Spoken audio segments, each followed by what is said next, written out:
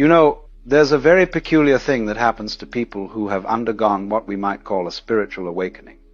They find that crowds, gatherings of people, what we would ordinarily think of as perfectly normal social situations, become extraordinarily difficult to navigate.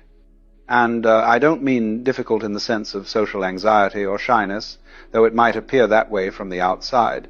I mean something far more subtle and far more profound.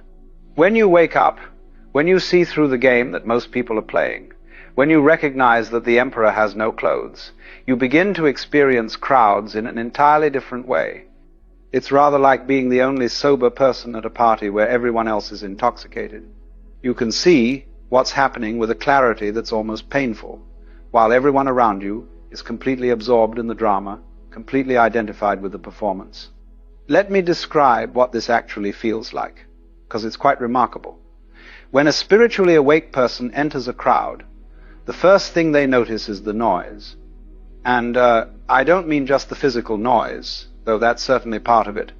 I mean the psychological noise, the energetic noise, the noise of 1,000 different egos, all clamoring for attention, all trying to assert themselves, all desperately attempting to be seen, to be heard, to matter. It's like walking into a room full of radios, each tuned to a different station, all playing at maximum volume, and the awake person can hear all of it simultaneously.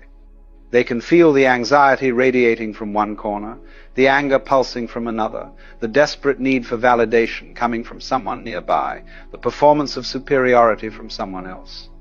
It's overwhelming in a way that's very difficult to describe to someone who hasn't experienced it. You see, most people are so identified with their own internal noise that they don't notice the noise of others.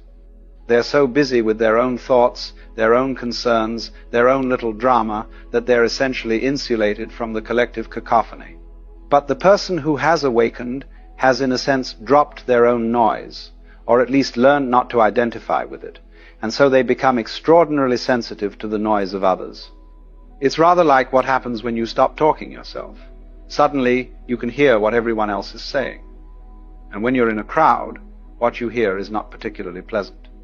You hear fear masquerading as confidence. You hear emptiness pretending to be fullness. You hear the desperate hunger for meaning, for connection, for something real, all covered over with layers upon layers of social performance. Now, let me be clear about something. The awakened person doesn't judge this.